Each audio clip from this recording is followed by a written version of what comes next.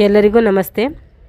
MRL study studio ಚಾನಲ್ಗೆ ತಮಗೆಲ್ಲರಿಗೂ ಆದರದಿಂದ ಸ್ವಾಗತಿಸುತ್ತಾ, ಸ್ನೇಹಿತರೆ, ಇವತ್ತು 7ನೇ ತರಗತಿಯ ಭಾಗವನಲ್ಲಿ ಬರುವಂತಹ 8ನೇ ಪಾಠ ಆದರ್ಶ ನಿಲುವು ಈ ಒಂದು ವಿಷಯದ ಕುರಿತು ಇವತ್ತಿನ ತರಗತಿಯಲ್ಲಿ ಚರ್ಚಿಸೋಣ.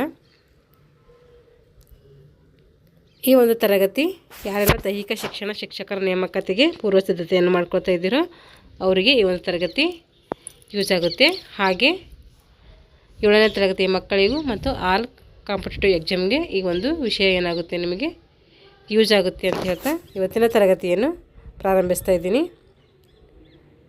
ಆದರ್ಶ ನಿಲುವು ಅಂದರೆ ಒಂದು ನಿಲುವು ಹೆಂಗಿರಬೇಕು, ಯಾವ ರೀತಿ ಆದರ್ಶವಾಗಿರಬೇಕು ಅನ್ನೋದು ಈ ಒಂದು ಪಾಠದಲ್ಲಿ ನಾವು ತಿಳಿದುಕೊಳ್ಳೋಣ. ಈ ಘಟಕದ ಅಧ್ಯಯನದ ನಂತರ ನೀವು ಏನು ಮಾಡಬೇಕಂದ್ರೆ ಕೆಳಗಿನ ಅಂಶಗಳನ್ನು ತಿಳಿದುಕೊಳ್ಳುವಿರಿ. ಯಾವ್ಯಾವ ಅಂಶಗಳನ್ನು ತಿಳ್ಕೊಳ್ತೀವಿ ಅಂತಂದರೆ, ಉತ್ತಮ ನಿಲುವು ಅಂದ್ರೇನು, ಅದು ಉತ್ತಮ ನಿಲುವು ಅನ್ನೋಕ್ಕೆ ಯಾವ್ಯಾವ ಲಕ್ಷಣಗಳು ಇರಬೇಕು, ಹಾಗೆ ಆದರ್ಶ ನಿಲುವಿನ ಅರ್ಥ, ಆದರ್ಶ ನಿಲುವು ಮತ್ತು ಉತ್ತಮ ನಿಲುವು. ಆದರ್ಶ ಅಂದ್ರೇನು, ಉತ್ತಮ ಅಂದ್ರೇನು, ಎರಡರ ಬಗ್ಗೆ ನಾವು ಏನು ಮಾಡ್ತೀವಿ ಈ ಒಂದು ವಿಷಯದಲ್ಲಿ ತಿಳ್ಕೊತೀವಿ. ನಿಲುವು ವ್ಯಕ್ತಿಯ ಆರೋಗ್ಯವನ್ನು ಅವಲಂಬಿಸಿರುವುದರಿಂದ ಆರೋಗ್ಯಪೂರ್ಣ ಶರೀರದಿಂದ ಆದರ್ಶ ನಿಲುವನ್ನು ಹೊಂದಲು ಸಾಧ್ಯವಾಗುತ್ತದೆ. ನಿಲುವು ಏನಾಗುತ್ತಂತೆ,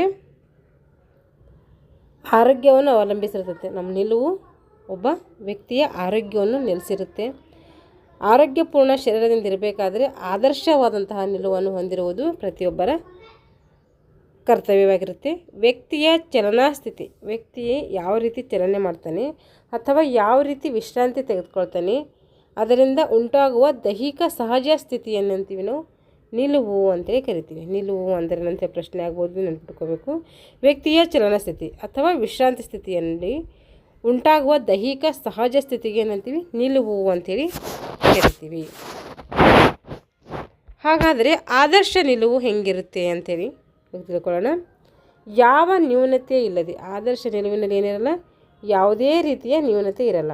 ಯಾವುದೇ ನ್ಯೂನತೆ ಇಲ್ಲದೆ ದೇಹವು ಸಮರ್ಪಕವಾಗಿ ಕಾರ್ಯನಿರ್ವಹಿಸಲು ಸಹಾಯ ಮಾಡುವಂತೆ ಹೊಂದಾಣಿಕೆ ಮಾಡಿಕೊಳ್ಳುವ ಸ್ಥಿತಿಗೆ ಏನಂತೀವಿ ಉತ್ತಮ ನಿಲುವು ಅಥವಾ ಆದರ್ಶ ನಿಲುವು ಅಂತೇಳಿ ಕರಿತೀವಿ. ಉತ್ತಮ ನಿಲುವು ಅಂದರೂ ಒಂದೇ, ಆದರ್ಶ ನಿಲುವು ಅಂದರೂ ಕೂಡ ಎರಡು ಒಂದೇ. ಬಿಗಿಯಾಗಿ ಪಾದರಕ್ಷೆ ಹಾಗೂ ಬಿಗಿಯಾದ ಉಡುಪನ್ನು ಧರಿಸುವುದರಿಂದ ದೇಹದ ಬೆಳವಣಿಗೆ ಏನಾಗುತ್ತೆ, ಕುಂಠಿತಗೊಳ್ಳುತ್ತೆ. ನಾವು ಬಿಗಿಯಾದಂತಹ ಪಾದರಕ್ಷೆಗಳನ್ನು ಚಪ್ಪಲ್ಗಳು ಹಾಕಬಾರ್ದು, ಹಾಗೆ ಬಿಗಿಯಾದ ಉಡುಪುಗಳನ್ನು ಹಾಕಬಾರ್ದು. ಹಾಕಿದರೆ ಏನಾಗುತ್ತೆ, ನಮ್ಮದು ದೇಹದ ಬೆಳವಣಿಗೆ ಏನಾಗುತ್ತೆ, ಕುಂಠಿತಗೊಳ್ಳುತ್ತೆ. ಸರಿಯಾದ ರೀತಿಯಲ್ಲಿ ಬೆಳವಣಿಗೆ ಆಗೋಲ್ಲ. ದೊಡ್ಡರಾದರೆ ನಡೆಯುತ್ತೆ, ಅದೇ ಚಿಕ್ಕ ಮಕ್ಕಳಿಗೆಲ್ಲ ಇದೇ ರೀತಿ ಏನು ಟೈಟಾಗಿರುವಂತಹ ಯಾವುದೇ ಬಟ್ಟೆ ಆಗಿರಬಹುದು ಅಥವಾ ಪಾದರಕ್ಷೆಗಳನ್ನು ಹಾಕಬಾರ್ದು. ಯಾಕಂದರೆ ಅವ್ರದ್ದು ಪಾರ್ಟ್ಸ್ಗಳು ಏನಾಗುತ್ತೆ ಅವಾಗ ಬೆಳವಣಿಗೆ ಹೊಂದುತ್ತಾ ಇರ್ತೈತೆ. ಹಾಗಾದರೆ ನಾವು ಮಲಗಿದಾಗ ಯಾವ ರೀತಿಯಾಗಿ ಮಲಗಬೇಕು ಅಂತ ಹೇಳ್ಕೊಟ್ಟಿದ್ದಾರೆ ನೋಡಿ. ಮಲಗಿದಾಗ ಅತಿ ದಪ್ಪನೆಯ ಹಾಸಿಗೆ ಅಥವಾ ಗಾದಿಯನ್ನು ಹಾಕಬಾರ್ದು. ಎತ್ತರದ ತೆಲುದಿಂಬುಗಳನ್ನು ಹಾಕಿಕೊಂಡು ಮಲಗಬಾರ್ದು. ಎತ್ತರದ ತೆಲುದಿಂಬುಗಳು ಹಾಕಬಾರ್ದು, ದಪ್ಪನ ಹಾಸಿಗೆ ಹಾಕಬಾರ್ದಂತೆ. ಬೆನ್ನು ಹುರಿ ಪೂರ್ಣವಾಗಿ ನೆಲಕ್ಕೆ ತಾಗಿರಬೇಕು. ಬೆನ್ನು ಹುರಿ ಪೂರ್ಣವಾಗಿ ನೆಲಕ್ಕೆ ತಾಗಿರಬೇಕು. ಗಡಸಾದ ಹಾಸಿಗೆಯ ಮೇಲೆ ನೇರವಾಗಿ ಮಲಗಬೇಕು. ಗಡಸಾದಂಥ ಹಾಸಿಗೆ ಮೇಲೆ ನೇರವಾಗಿ ಮಲಗಬೇಕು. ಇದರಿಂದ ಬೆನ್ನು ಮುಳುಗಿ ಆಗುವಂಥ ತೊಂದರೆಗಳನ್ನು ನಾವು ತಡೆಗಟ್ಟಬಹುದು. ಈ ರೀತಿ ಮಲ್ಕೊಂಡಿದ್ದಾರೆ ನೋಡಿ, ಈ ರೀತಿ ನಾವು ಮಲ್ಕೊಳ್ಬೇಕು. ಇದು ಸರಿಯಾದ ವಿಧಾನ. ಒಂದು ಬೆಡ್ಶೀಟ್ ಹಾಸ್ಕೊಂಡು ಮಲ್ಕೊಂಡಿದ್ದಾರೆ. ದಪ್ಪಾದಂಥ ಬೆಡ್ಶೀಟ್ ಇಲ್ಲ, ಇಲ್ಲಿ ಗಾದಿ ಥರ ಇಲ್ಲ, ನಾರ್ಮಲ್ ಆದಂಥ ಬೆಡ್ಶೀಟ್ ಇದೆ. ಹೀಗೆ ಈ ರೀತಿಯಿಂದ ಮಲ್ಕೋಬೇಕಂತ. ತೆಲದಿಂಬ ಹಾಕ್ಕೋಬಾರ್ದು. ಇಲ್ಲೇನಿದೆ, ತೆಲದಿಂಬ ಹಾಕ್ಕೊಂಡು ದಪ್ಪಂತ ಹಾಸಿಗೆ ಹಾಕೊಂಡು ಮಲ್ಕೊಂಡಿದ್ದಾರೆ. ಈ ರೀತಿ ಮಲ್ಕೋಬಾರ್ದು ಅಂತೇಳಿ ಹೇಳಿದ್ದಾರೆ.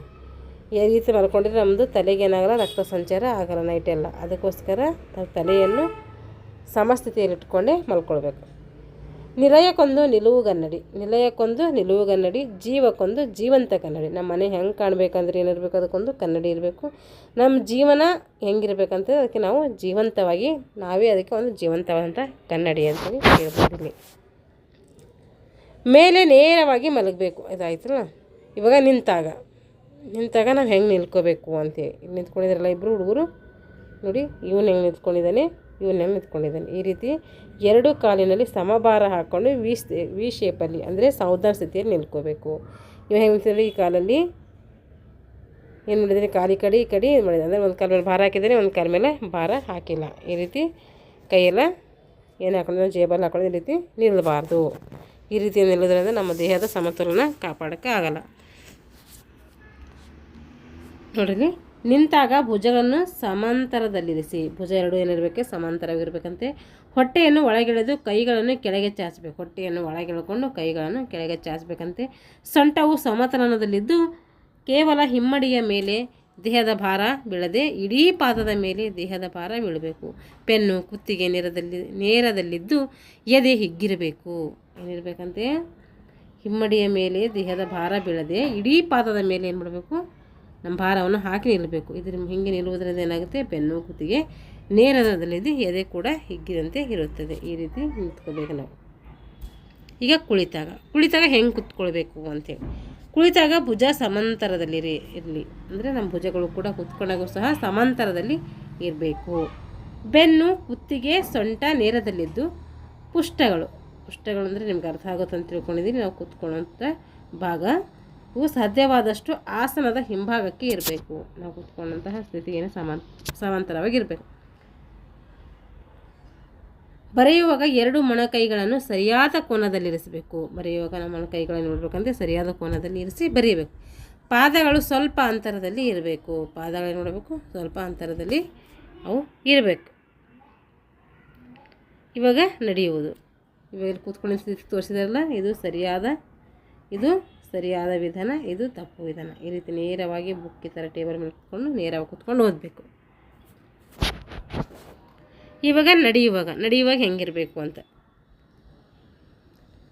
ನಡಿಗೆಯು ಮನುಷ್ಯನ ವ್ಯಕ್ತಿತ್ವವನ್ನು ಪ್ರತಿಬಿಂಬಿಸ್ತದೆ. ನಾವು ಹೆಂಗೆ ನಡಿತೀವಿ ಅನ್ನೋದು ಪ್ರತಿಬಿಂಬವನ್ನು ರೂಪಿಸ್ತದೆ. ಉತ್ತಮ ನಡಿಗೆಯಲ್ಲಿ ಪಾದವು ಚಲನೆಯ ರೇಖೆಗೆ ಸಮಾನಾಂತರವಾಗಿ ನೆಲಕ್ಕೆ ಏನು ಮಾಡಬೇಕು, ಊರಿರಬೇಕು. ನಮ್ಮ ಪಾದಗಳು ಏನಿರಬೇಕು, ಉತ್ತಮ ನಡಿಗೆಯಲ್ಲಿ ನೆಲಕ್ಕೆ ಊರಿರಬೇಕು. ತುದಿಗಾಲು ಮುಂದೆ ನೇರವಾಗಿ ಸಾಗುತ್ತಿದ್ದು ನಡೆಯುವಾಗ ಹಿಮ್ಮಡಿ ಮೊದಲು ನೆಲಕ್ಕೆ ತಾಗಬೇಕು. ನಡೆಯುವಾಗ ಏನು ಮಾಡಬೇಕು, ನಾವು ಮೊದಲು ಹಿಮ್ಮಡಿ ಹಚ್ಚಿ ನಡಿಬೇಕು.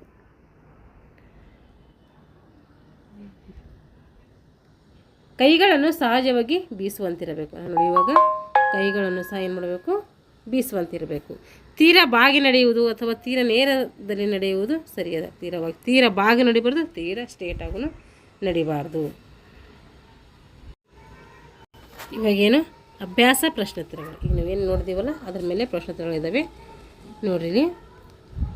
ಉತ್ತಮ ನಿಲುವಿನ ಅರ್ಥವನ್ನು ಬರೆಯಿರಿ. ಉತ್ತಮ ನಿಲುವು ಅಂದರೆ ಹೆಂಗಿರಬೇಕು, ಅದರ ಅರ್ಥವನ್ನು ನಾವೇನು ಮಾಡಬೇಕು, ಇಲ್ಲಿ ಬರೀಬೇಕು.